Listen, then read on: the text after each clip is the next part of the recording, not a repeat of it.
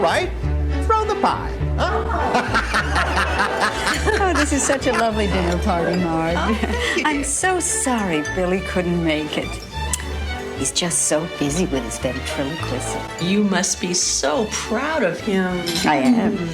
I know we're really proud of our Jimmy. Well, there's no business like show business. Norm, what are you doing these days? I'm a doctor. My son, the doctor. Kurt, don't. What the hell is wrong with you? I'm a surgeon, Dad. You've never been able to accept that. Oh, where did I go wrong? I raised him to be a comedian, but no. For his 4th birthday, I gave him a rubber chicken. He tried to revive the goddamn thing. I removed a man's spleen today. What kind of job is that for a grown man? When I was your age, I was on the Jack Parr show, remember? I just want to help people, Dad, to make them feel better. You make them feel better, you make them laugh. Now, laughter's the best medicine, huh? That's true. No, Dad. Sometimes synthetic morphine through a slow drip is the best medicine. That's all right, dear. It's just a phase he's going through. So, now I want to tell you. Honey, I was talking to Millie today down at the HBO, and she said they have an opening for a comedian tonight. You'd have your own half-hour special and a comprehensive dental plan. It's such a good opportunity, dear. But, Mom, I'm not a comic. I'm a healer. Just this once, dear. Do it for your father's sake. He'd be so proud.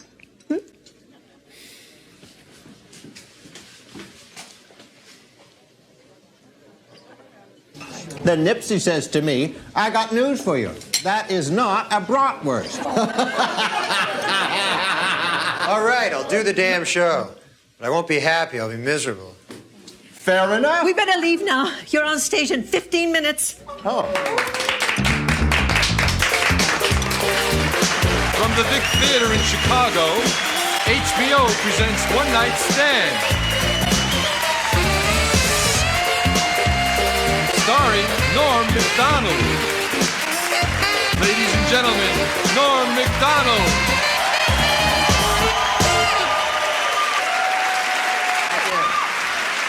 Thanks. Wow, good to see you. Good crowd here. How are you doing tonight? You all right? Good stuff there. Well, I'm doing all right, too. Not much of a day for me. I bit my tongue today. That was about all. You ever do that? Man, that hurts, huh? Still hurts. And very embarrassing biting your tongue, you know. You just be walking down the street, minding your own business, you know. Doodly-doo, doodly-doo, doodly-ho! And then everybody's looking at you and everything there, you know. And you're ashamed, you know. You feel ashamed that you bit your tongue.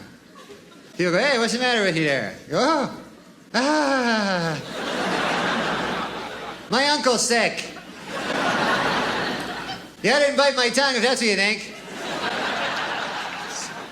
I'm surprised I don't bite my tongue all the time, actually, you know, because I got so many teeth, you know. I got 50, 100 teeth, something like that. And they're all right around my tongue there, you know. They don't get out much.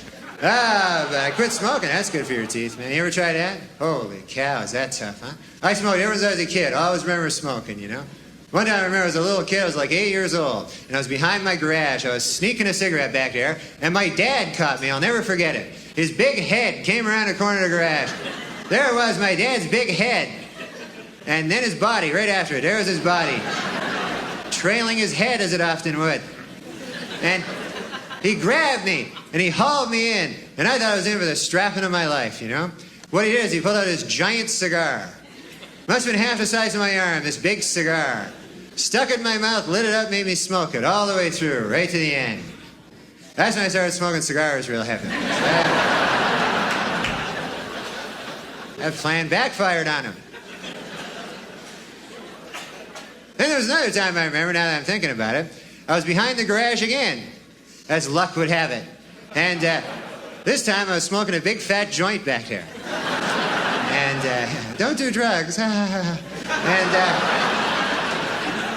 my dad's big head showed up again. And there's no body this time, just a big head. That was the funny part. You like to mix it up like that, you know? So anyways, he grabbed me there with his teeth, and he hauled me in. And I thought I was in for the strapping of my life, you know, but injected me with heroin.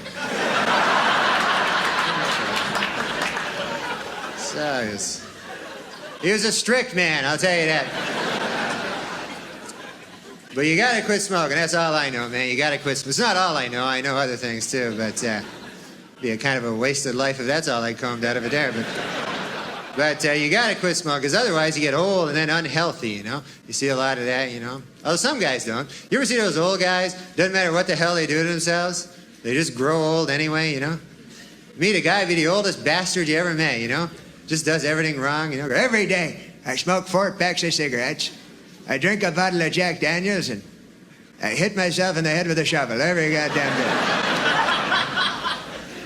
I'd like to die. God, I'd love to die. One time I put a shotgun in my mouth and blew the whole goddamn back of my head off there. Just a slight ringing in the ears. I can't die. I think my girlfriend wants to get married or something, you know? She's dropping hints now all the time, you know? I think she wants to get... Last week, she got a 1-year subscription to Bride magazine. And I renewed it for another 5 years.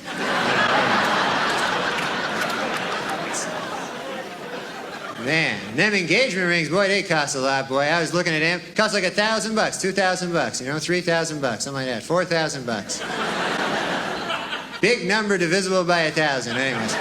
And you can get cheap ones, too. I saw one ring, $20 there, engagement ring, you know? But what the hell are you going to do with that, huh? You know? Go, here you go, honey. I love you a little bit. I get down on my knees, but it seems kind of stupid for $20. But I don't know. I don't mind spending a lot of money, but a ring, that's a kind of a pointless thing there, you know? I don't know. I think I'm going to get my girlfriend a nice engagement stereo. You know, nice... Say, with this wall unit I thee wed. Here you guys. There you hold on to that. So, who knows, though, huh? Everything's expensive. Everything costs money there, you know? I went to buy a dog. I couldn't believe how much these dogs cost. Salesman in a store trying to sell me the most expensive dog in the store, you know? Big $600 dog. Big pit bull, $600, you know? And I was looking to pay, you know, maybe a buck, something like that, you know, maybe $2, something like that, you know?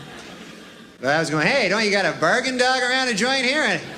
Any kind of a dog of the week going on this week? A big bin of dogs, maybe, that I could pull something out of there? But this guy goes, no, he says, why don't you buy this pit bull? He says, this kind of expensive dog, but he goes, this will protect your valuables, this dog, you know? And, you know, I don't have anything very valuable, you know? I don't own a lot of stuff there, you know? I buy the pit bull, that would be the most valuable thing I own, right? I'd have to buy something to protect it then, you know? I'd be out shopping for Wolverines the next day there. Show me something in a timber wolf, my good man, I'd be saying to some good man there. No, you don't want a dog like that, man. I want a dog to do things for me, you know? Fetch my slippers. That's the joy of having a dog, you know? Pitbull won't do that stuff. Go, hey, Pitbull, fetch my slippers. Pitbull go, hey, I could kill you, pal. I'm a pit bull. Don't you read the papers or anything? I kill. That's I don't fetch. I fetch people. That's all I fetch. I can fetch you a guy. That's the best I could do there. And maybe we're wearing some slippers. How'd that be? When I was young, no such thing as a pit bull. When I was a kid, it was the meanest dog around, the Doberman dog, you know? And they'd kill you, too. They'd rip your throat out just the same, you know? But not fast like a pit bull, eh? A Doberman always give you a little head start there, you know? They were a sporting dog, them Doberman. They'd see you in the street, they'd go, hey, that your house over there? Yeah, go ahead.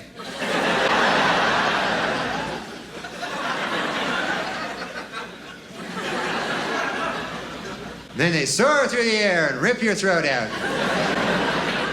And do a flip, you know, and you'd be impressed, even though you're dead, you know? Man, look at that flip. But I don't want it. You don't see Dobermans around anymore. You ever notice that? pit bulls now, they got all the work and everything. All the domestic security jobs go to the pit bulls. And man, a Doberman's like the forgotten dog now, you know? Once in a while you see him on a park bench with a Frisbee there, you know? I used to be somebody. I'm a Doberman.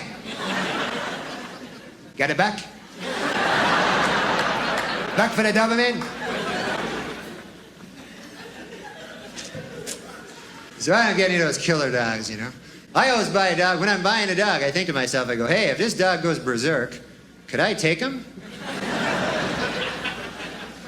I got a nice wiener dog. I got one of them wiener dogs. Wiener dog can't rip your throat out or anything like that, you know? Unless you're lying down, you know. You have to be lying down, sleeping there, you know, and a wiener dog sneak up late at night, start nibbling at your throat there. Maybe by daybreak he's got a hold of a vein there, he's pulling out a vein there. You know, you wake up, oh, get away from me, you wiener dog. The hell you think you are, a pit bull or something there? Get my vein back there. Where does he get out of a wiener dog? There's a hickey, a little hickey there. That's about all.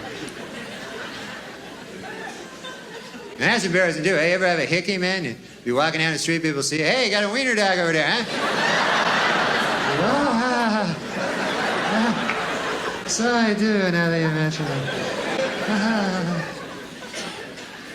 it. So you never know, though, huh? But the hell with dogs. I'm gonna get to be a big guy, just defend myself. You know, I'm gonna work out. That's what I'm gonna start doing. You know, I haven't worked out forever. I never worked out. Good God, has it been that long ever? But I gotta start, you know, because man. I used to be in good shape. When I was younger, that's when I was in good shape, you know? Back when I was in my peak physical condition when I was about like a 1. Man, you should have seen me back then. When I was 1. Oh, God, I look good. Young and fresh. You wouldn't know me now if you see me when I was 1, you know? I even look good for my age. People would come up to me and go, what are you, 0? And I go, no, I'm 1 over here. They go, man, you don't look a day past 0. I'm not bullshitting you there. Look good. And I go, oh, thank you very much. I appreciate it. But I'm 1. So you gotta stay in shape. And I watch the TV. Watch a lot of sports on the TV. Everything on any sport at all. You know, I don't care, you know. And some of those sports are not even sports, you know. You ever see those sports on the TV where they just try to take 2 different sports and combine them together and make up a new sport? You know, they don't even work together, you know, like guy will run a 100-yard dash and then fish.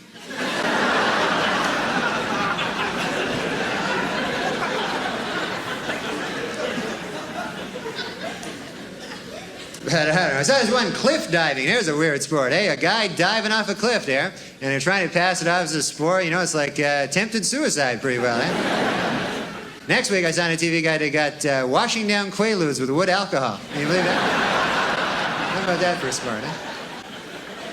But it's tough to know who's better in cliff diving either. Like you see a guy diving off a cliff, they go, oh man, a guy diving off a cliff. And then another guy dives, oh, there's another guy diving off a cliff there. But you can't tell who's better, you know? Like, if you survive at all, hey, you're a great cliff diver there. There's only 2 classifications in cliff diving there. There's a grand champion and then stuff on a rock.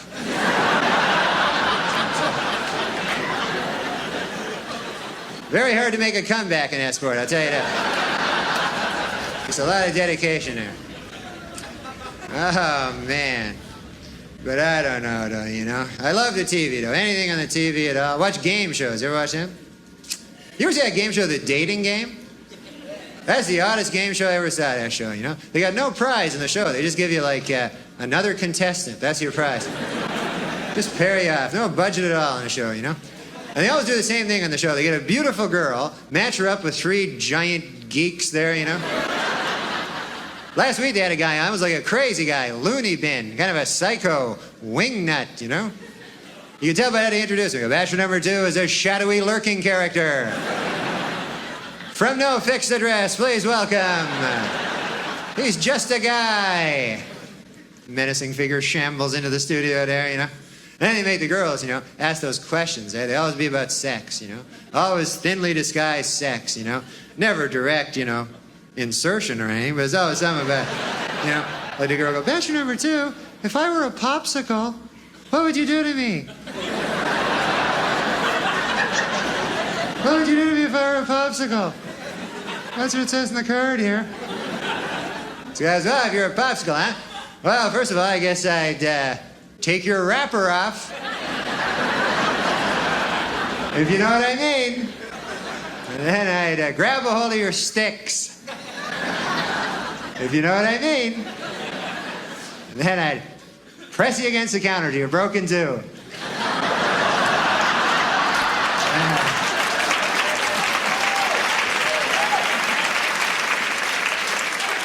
Put half you in the freezer till later. You know what I mean there? You understand what I'm getting at? Guy was nuts. Crazy as a hoot owl, this guy. Oh, well, it's good to be here, man. I came down here. I got a lift down here. We drove down, me and my 2 buddies there, and 4 hours it took us to drive down here. And I was in the back seat all the way. You ever be in the back seat for a long trip? Oh, man, is that stink or what? Man, what a rough place that is. And when there's only 3 of you in the car, and you're in the back seat, you know you're not the most popular guy in the car. Got no dignity back there at all, Didn't even have a door for me, just one of those 2-door cars. Only had doors for the front seat, guys. I didn't even have a door at all. I had to bum a door off one of the guys to get out of the car. Man, lonely back there. You want to be in the front seat, that's where you want to be, huh? Right beside a driver, that's the place. Second in command there. You get to look at a map and everything and check out the tapes out of the box and all that stuff. You go, hey man, the driver dies, I'll be the driver. Got responsibility there, Back seat, man, you're just cargo back there, just nothing back there. You can't talk to them, You got that class barrier, front seat, back seat thing there. You can't smash through that, You ever try? You just stick your head into the front seat. You go, hi! What are you guys talking about? It's me from the back seat. Okay, I'll go back there. But after a couple, 3 hours on the highway, you get so lonely in the back seat, After a while, you start trying to make contact with other people in other back seats along the way. You ever do that? Look out your little excuse for a window there. I'm backseat people too over here. We must band together. I have some literature for you to look at there if you want. Could be a cow in the back of a flatbed truck there. Hello there. It's livestock, but it noticed me there. You really tell how they care about you in the back seat by that fucking seatbelt they give you, huh? Just right here, no shoulder strap or nothing, just same seatbelts they banned from the front seat back in the 50s. I said, man, we can't have these in the front seat. We throw them in the back seat. We'll give you shoulder straps up here and airbags, and on impact, a medic will jump out of your glove compartment there. You're good up here. Even got a headrest for you, so your head doesn't hurt or anything. Man, you be in the back seat, that headrest just be like a face smasher to you, just grimly mocking you for the whole trip there. Headed going to that like an overripe cantaloupe there, just splash. The only way you can escape it is to sleep, That's the only thing you can do in the back seat. Sleep and for a chance to dream. I love sleeping. I know you like to sleep? Oh, it's the best, man. You ever be having a really good dream, and then right in the middle of the dream, you wake up, right in the best part of the dream, and there you are, back in your stinking life again? Man, that's rough, huh? So then you fall asleep, try to re-dream it. Man, that never works out there. Always end up with some weird mutation of your original dream there, Well, the other night I was dreaming, I was in a pool with Christy Brinkley, and we were approaching each other, me and Christy Brinkley in a pool, and we were just about to touch, and I woke up. So then I fell asleep, tried to re-dream it there, ended up shooting pool with David Brinkley. That wasn't very much fun there, I'll tell you that, man.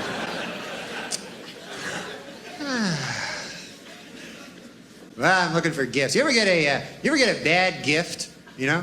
Last Christmas, man, I got the worst gift a guy ever gave me. He gave me a lottery ticket. You ever get that for a gift? Man, what a stinking gift that is. Huh?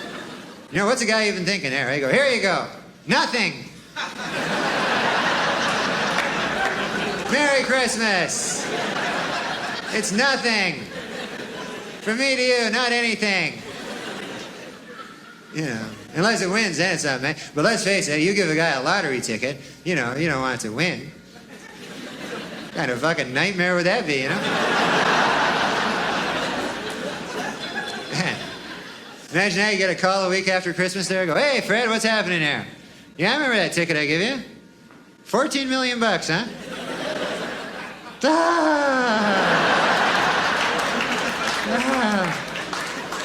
Good for you, Fred, yeah. No, I'm happy over here. No.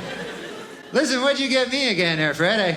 I can't remember what you got me. I know I got you to 14 million, but I can't remember for the life. Oh, yeah, the cup. Yeah, I remember now. Yes, thanks for asking. I'm enjoying the cup there. I had some tea out of it the other day there, and some coffee. I'm hoping to have some soup there, and guess no chance that cup's skyrocketing in value at all, huh? I guess that's a sensible view. Well, I gotta go now, Fred. I gotta go apply a shard of glass to my throat. Okay, goodbye. You never know. But you always gotta buy. I gotta buy for my dog now. I gotta buy gifts for him, you know. And, man, he has a birthday like 7 times a fucking year, too, you know. So always out shopping for him there. And, man, you don't know what to get a dog. Eh? Very hard to buy for a dog. You know, what the hell are you gonna get him, you know? You want to get him something he wouldn't ordinarily get for himself, you know, but that's just strewn garbage. That's all he ever gets for himself. I got him a rubber bone. I thought he'd like that, you know. Dog gets it, goes, oh, great, a bone. Oh, yeah, it's not a bone. Million laughs, pal. What's next, an electric fire hydrant over here? What the hell are you doing to me? I'm a dog over here. My grandmother, she got my dog a sweater. She knitted him a sweater. What a useless gift that is, huh? Big green sweater, you know. I don't want to make the dog wear it, you know. It just humiliates the dog there. And what happens if the dog gets lost, you know? He's wearing a sweater. Huh? How long is he going to survive in the alleyways with that on his back? Yeah, them's mean streets if you're a wiener dog in a cardigan, I'll tell you that. You're going to last too long there. They off you like a... whatever they off you like. So who knows, though. My dog doesn't really talk, by the way. I know my dog talks in a lot of my little jokes there, but I'm just lying there. He's a regular dog, you know. I lie like that sometimes. You ever lie? Who the hell doesn't lie? Hey, you gotta lie, but you ever lie for no reason? That's the worst kind of lie, huh?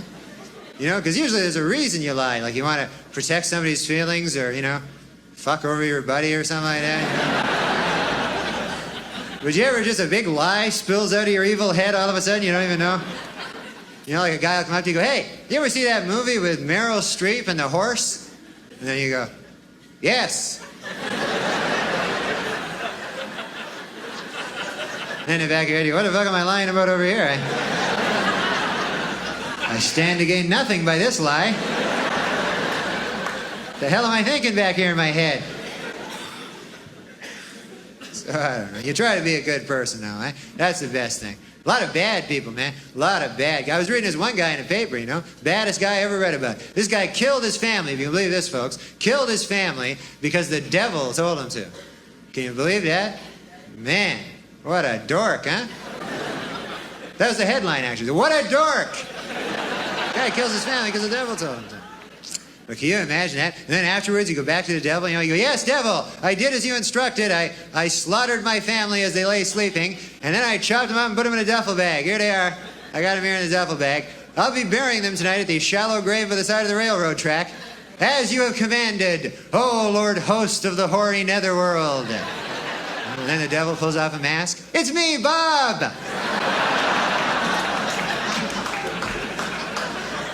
Then you go, "Ha, Bob!"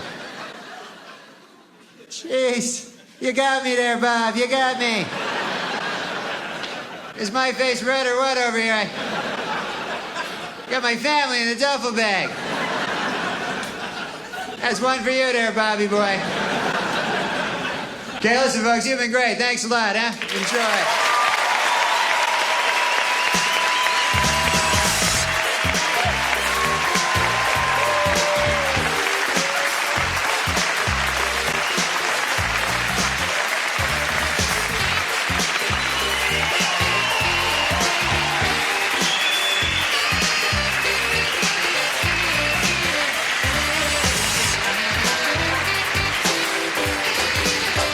That was great, kid. You killed him. You're a good boy. You sure are. My God, I didn't know you could do it. I didn't know. Wait, my husband is choking. I need a doctor.